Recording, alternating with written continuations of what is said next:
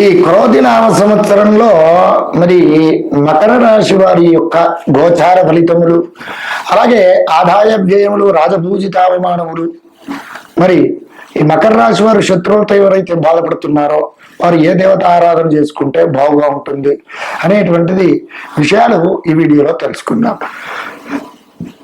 మకర రాశి వారు ఏ నక్షత్రాల వారు అవుతున్నారంటే ఉత్తరాషాఢ నక్షత్రం 2, 3, 4 పాదములు, శ్రవణ నక్షత్రం 1, 2, 3, 4 పాదములు, ధనిష్ఠ నక్షత్రం 1, 2 పాదముల వారు కలిసి మకర రాశి వారు అవుతున్నారు.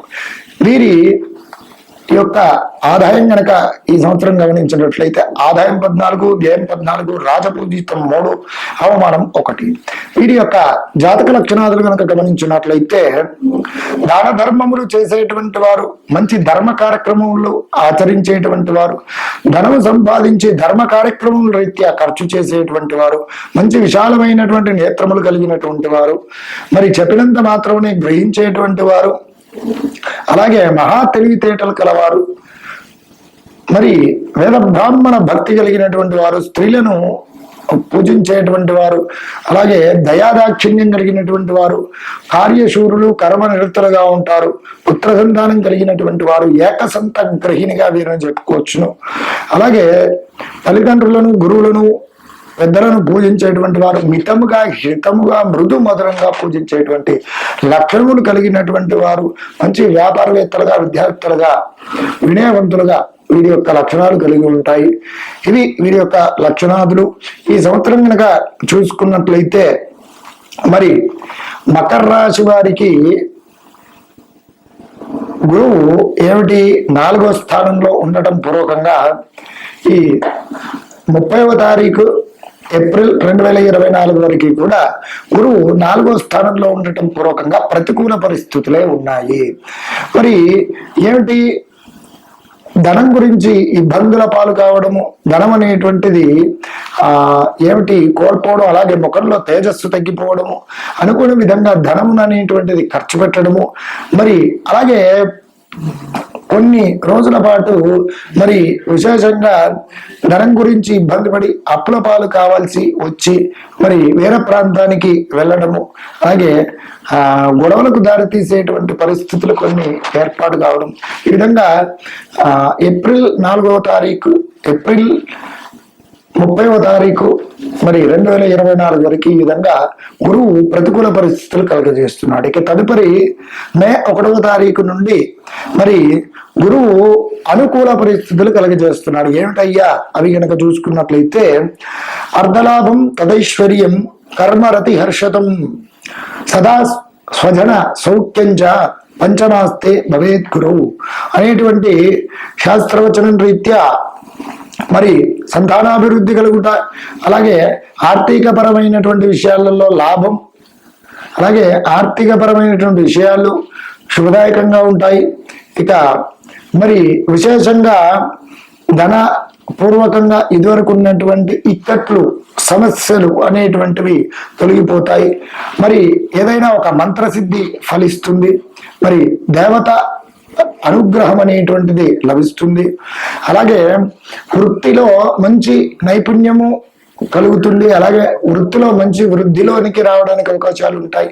మరి ఉద్యోగస్తులకు మంచి యోగదాయకంగా అనుకూల పరిస్థితులు కలుగజేస్తున్నాడు. అలాగే వ్యాపారస్తులుగా ఉండి వివిధ రంగాలలో ఉన్నటువంటి వారు కానివ్వండి, విద్యార్థులు కానివ్వండి, అలాగే సంతాన పరంగా సమస్యలు ఎదుర్కొంటున్నటువంటి భార్యాభర్తలకు కానివ్వండి, గురువు యోగకారకమైనటువంటి శుభ ఫలితాలను ఈ సంవత్సరంలో కలుగజేస్తూ ఉన్నాడు. అలాగే స్వజనులతో సౌఖ్యంగా, సంతోషంగా గడుపుతారు, హిందూ విహారాలలో పాల్గొంటారు, మరి శుభ కార్యక్రమాలు చేస్తారు, గృహాన్ని కొనుగోలు చేయడం పూర్వకంగా కొద్ది ఆర్థికపరమైనటువంటి వ్యయం అయినప్పటికీ కూడా గురుబలం ఉండటం పూర్వకంగా గృహ సంబంధమైనటువంటి విషయాలలో కొన్ని అనుకూల పరిస్థితులనే కలగజేస్తూ ఉన్నాడు. ఈ విధంగా ఏమిటంటే మకర రాశి వారికి మే 1వ తారీఖు నుండి గురువు యోగకారకమైనటువంటి పరిస్థితులు కలగజేస్తున్నాడు. ఇక మకర రాశి వారు శని యొక్క ప్రభావం గనక గమనించినట్లయితే, గోచారంలో శని యొక్క స్థితి కనుక తెలుసుకున్నట్లయితే, 2వ స్థానం అంటే వీళ్ళు ఆ మకర రాశి వారు 7.5 సంవత్సరాల శనిలో చివరి దశలో ఉన్నారు. కాబట్టి శని కలిగజేసేటువంటి పరిస్థితి ఏమిటయ్యా అంటే, సదాక్లేశం వృధా వైరం సతతం కార్యనాశనం సంచారం స్వజనం దేశం పాపచింతన గణేశును. అంటే ఏమిటి విశేషంగా కష్టాలను అనుభవించాల్సి రావడం, లేని పని విధంగా కష్టములు కొని తెచ్చుకోవడం, అలాగే ముఖ్యంగా ధనపరమైనటువంటి విషయాలలో ధనం సంపాదించినప్పటికీ కూడా వృధా సంచార పూర్వకంగా ఖర్చులు అనేటువంటివి చేయడము, అలాగే ఏమిటి కార్యాల పూర్వకంగా మరి ఏమిటి ఆటంకాలు అనేటువంటి విశేషంగా రావడము.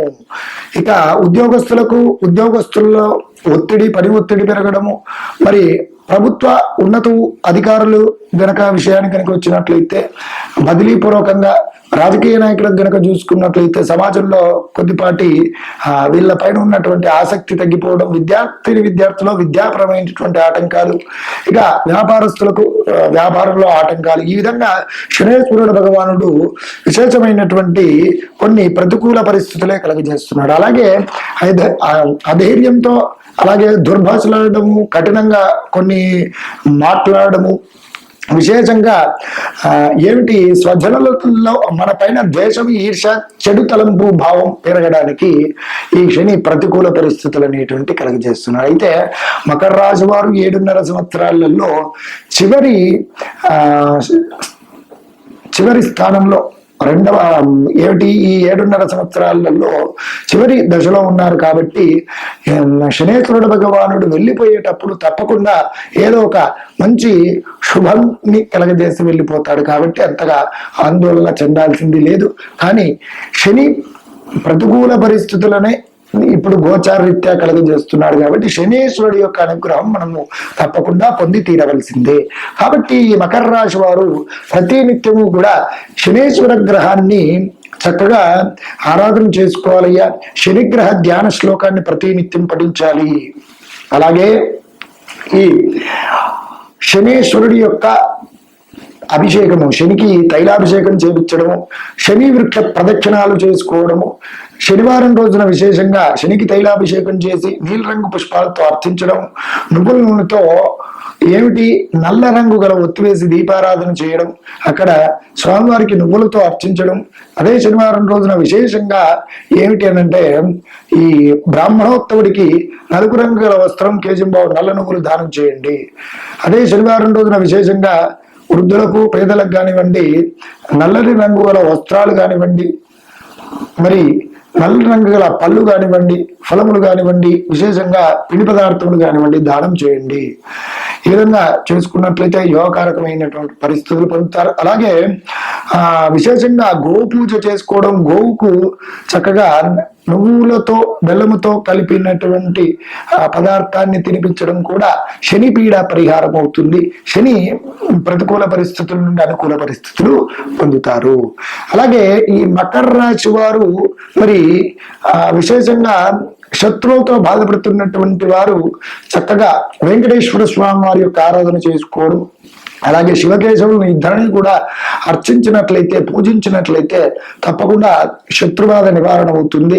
విశేషంగా ఏమిటి అనంటే శివాలయంలో స్వామివారికి అభిషేకం చేయించడం, శివపంచాక్షరి నామజపాన్ని నిత్యం పఠించడం పూర్వకంగా మరి యోగకారకమైనటువంటి శత్రుల బెడద తప్పకుండా తొలగిపోతుంది.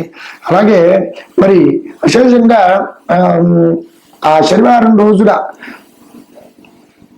అన్న సంతర్పణ కార్యక్రమం శివాలయంలో నిర్వహించడం పూర్వకంగా ఆరోగ్య పరంగా సమస్యలు ఎదుర్కొంటున్నటువంటి వారికి కూడా మరి ఏమిటి విశేషమైనటువంటి ఆరోగ్య విషయంలో, అనారోగ్య సమస్యల విషయాలలో ఆరోగ్యం ఉండడానికి అవకాశాలు ఉంటాయి. మరి ఇక అలాగే ఈ యొక్క ప్రతి నిత్యము కూడా ఆంజనేయ స్వామి వారి యొక్క మూలమంత్రాన్ని జపించడం పూర్వకంగా కూడా శత్రువుల బెడద తొలగిపోతుంది. ఆంజనేయ స్వామి వారికి శనివారం రోజున సింధూరం వేయించి నాగవల్లి పత్రములతో పూజ చేయించినట్లయితే శత్రు బెడద తొలగిపోతుంది. అలాగే ఈ మకర రాశి వారు ప్రతి నిత్యము కూడా అనుసంధించవలసినటువంటి నామజపం కనుక చూసుకున్నట్లయితే ఓం శ్రీం వత్సరాయ నమః అనేటువంటి నామాన్ని ప్రతి నిత్యము కూడా పఠించండి. ఉత్తమోత్తమ పరిస్థితులను పొందండి. నమస్కారం.